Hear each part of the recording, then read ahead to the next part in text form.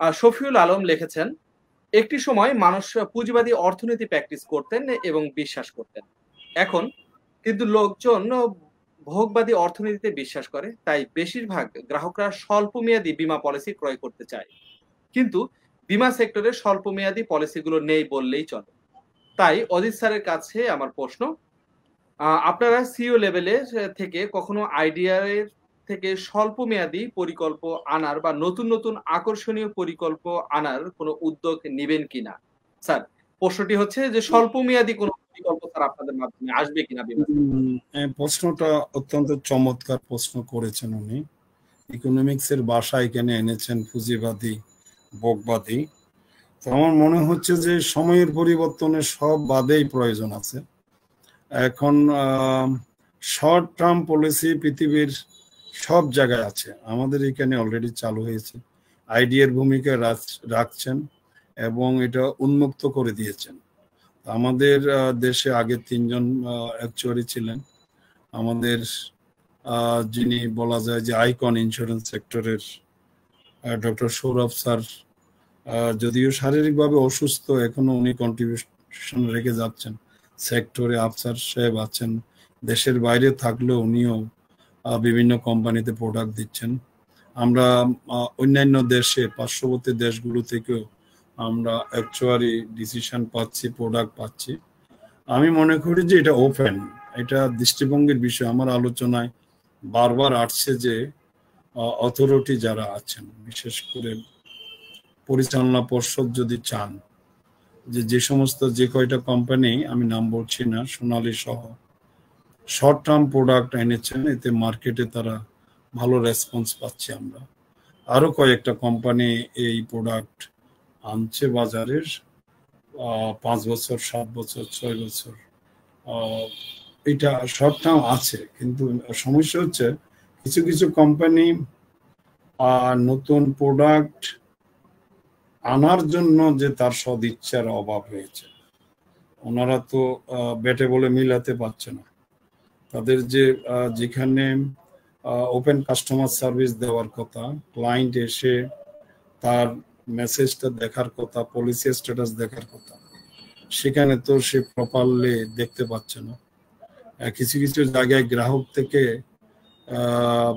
সরে থাকতে হচ্ছে, যে তাকে সার্ভিস দেওয়ার কথা সেখানে সে সরে আছে, দূরে সরে আছে, স্ক্রিন সেভ করে আছে। সেখানে প্রোডাক্ট নিয়ে ওই ম্যানেজমেন্ট ভাববে কিভাবে?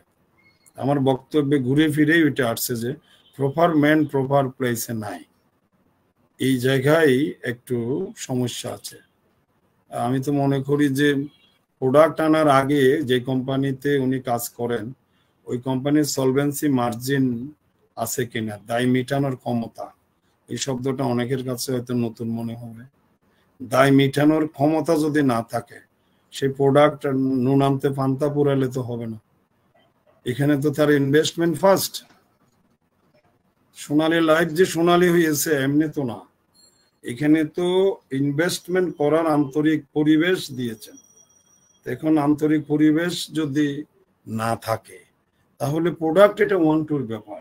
এটার জন্য আইডিয়ার যথেষ্ট সহযোগিতা আছে, চিন্তা দৃষ্টিভঙ্গির বিষয়। তো এটা প্রোডাক্ট ওপেন, অনেক কোম্পানিতে এই প্রোডাক্ট আছে, যেসব কোম্পানিতে ভালো সেল হচ্ছে সেখানে কিন্তু এই প্রোডাক্ট আছে। আমি মনে করি যে এটা আন্তরিকভাবে ম্যানেজমেন্টের বিষয়, আন্তরিকভাবে চাইলে এটা সম্ভব। এটা ওপেন, যুগোপযোগী সিদ্ধান্ত নিতে হবে। শর্ট টার্ম চায় মানুষ, এখন 15-20 বছর সেটা চায় না, 5, 7, 10 বছরের প্রোডাক্ট আছে, অনেক কোম্পানি এটা করছে। ধন্যবাদ। ধন্যবাদ স্যার। আরো কিছু প্রশ্ন আমাদের দর্শকদের রয়েছে, সংক্ষিপ্তভাবে সেই প্রশ্নের উত্তরগুলো আপনার কাছে স্যার প্রত্যাশা করছি। পরবর্তী আরো একটি প্রশ্ন স্যার স্ক্রিনে দেখাচ্ছি। জামাল উদ্দিন হৃদয় লিখেছেন, গ্রাহকের টাকা কোম্পানি যথাসময়ে দেয় না, কর্মীরা নানা কথা শুনতে হয়, কর্মীদের করণীয় কি? স্যার, এই বিষয়ে যদি কিছু বলতেন। যে অথরিটি যদি ম্যানেজমেন্ট যদি না দেয়, কিছু কিছু গ্রুপে আমরা দেখি পজিটিভ দিকগুলো আসে কম, নেগেটিভ দিক বেশি আসে।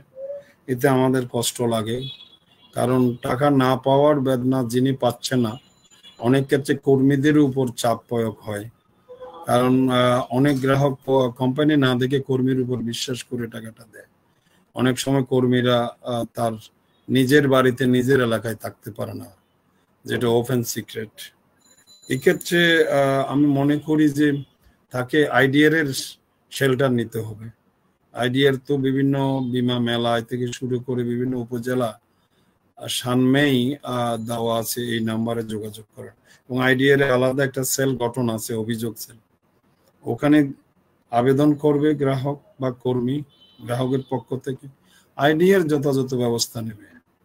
যদিও এটা দুঃখজনক যে একজন গ্রাহক একটা লাইফ ইন্স্যুরেন্স কোম্পানিতে, যে কোনো লাইফ ইন্স্যুরেন্স কোম্পানিতে টাকা রেখে তাকে আইনের দ্বারস্থ হওয়া বা আইডিআর এর শেল্টারে যাওয়া কষ্টদায়ক, এবং এটা হওয়া উচিত না। সেটা থেকে পরিত্রাণ পাওয়ার জন্যই তো এরকম প্রোগ্রাম দরকার, প্রচার দরকার, এবং অগ্রগতি অনলাইন টিভি চ্যানেলের মতো আপনার মতো যারা উদীয়মান সৎ সাহস নিয়ে সেক্টর নিয়ে চিন্তা ভাবনা করেন, প্রচার করেন, এগিয়ে আসা দরকার। আমার মনে হয় এটা দুঃখজনক। একমাত্র আইডিআর ছাড়া তো আমি আর দেখছি না গ্রাহক সাফার করবে কেন। এটা ভাবতে অবাক লাগে যে গ্রাহক টাকা দিয়ে আইনের আশ্রয় নিতে হয়, এবং অনেক সময় কর্মীকে পায় না, হেড অফিস চিনে না, ঢাকায় আসা হয় নাই। এখন তার 5,000 টাকার সারেন্ডার ভ্যালু বা 10,000 টাকার পেইড আপ ভ্যালুর জন্য ঢাকায় আসা যাওয়া করতে করতে তো 10,000 শেষ হবে।